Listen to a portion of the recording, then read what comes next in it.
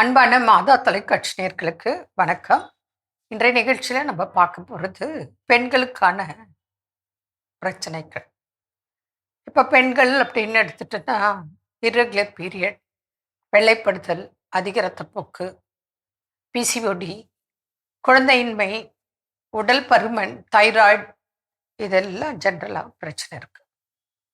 இப்போ ஹார்மோனல் இம்பேலன்ஸ்னால பிரச்சனைகள் வருது, ஒபிசிட்டி வருது. நம்ம என்ன பண்ணணும்? டெய்லி ஒரு குறிப்பிட்ட உடற்பயிற்சி, டெய்லி சில முக்கியமான உணவுகள் நம்ம கடைப்பிடித்தால் முடிந்த அளவு ஹார்மோனல் இம்பேலன்ஸ் வராமல் தடுக்க முடியும். அப்போ இந்த பிசிஓடிக்கு ட்ரீட்மெண்ட் இருக்கா? இருக்கு. உடற்பயிற்சி, டயட்டு, அவசரம், ஆத்திரம், கோபம், டென்ஷன் இருக்கக்கூடாது. ஒபிசிட்டி இருக்க இருக்க இருக்க இருக்க நம்மளை உடல் சோம்பேறித்தனம் பண்ணும். அப்போ என்ன ஆகும்?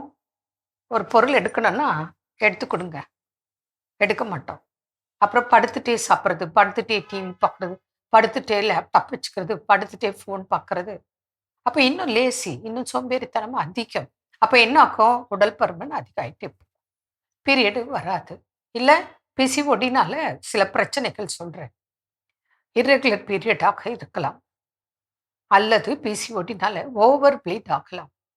பீரியடே இருக்காது, 3 months 6 months ஒன்ஸ் வரும்.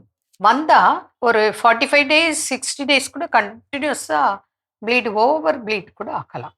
அப்போ என்ன ஆகும்? உடம்பு ஏற்கனவே நம்ம அனிமிக்காக ஆகிடுவோம். அதில் இன்னும் மேலும் மேலும் அனிமிக், இரிட்டேட், எந்த வேலையும் செய்ய முடியாது, எங்கேயும் போக முடியாது, வர முடியாது.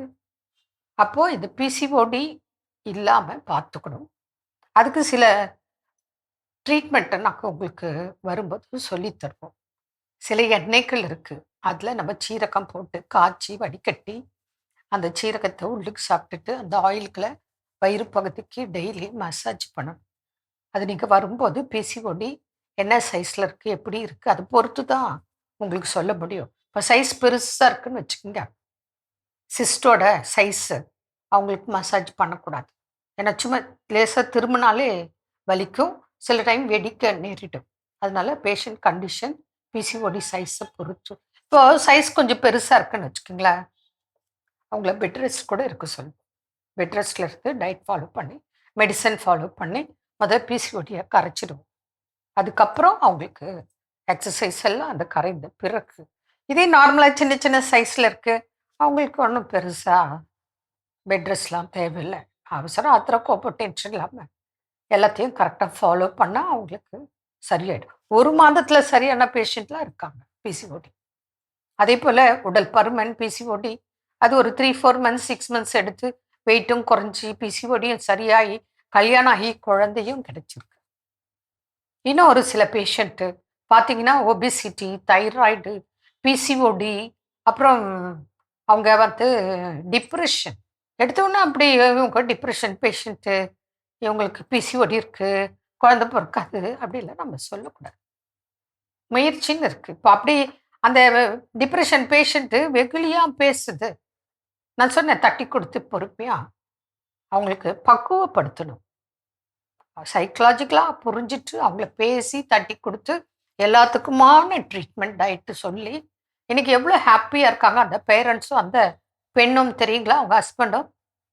இதில் வேணும், இதெல்லாம் இருக்குது, ட்ரீட்மெண்ட்டில் இருக்குது. அதனால் பிசிஓடினா பயப்படாதீங்க, மேக்சிமம் சர்ஜரி இல்லாமல் சிகிச்சை இருக்குது.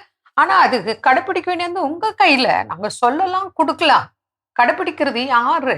அதனால் நாங்கள் உங்களை கம்ப்ளைண்ட் பண்ணுறோன்னு நினச்சிக்காதீங்க. நீங்கள் இதோட சீரியஸ்னஸ் புரிஞ்சிக்கிறது இல்லை.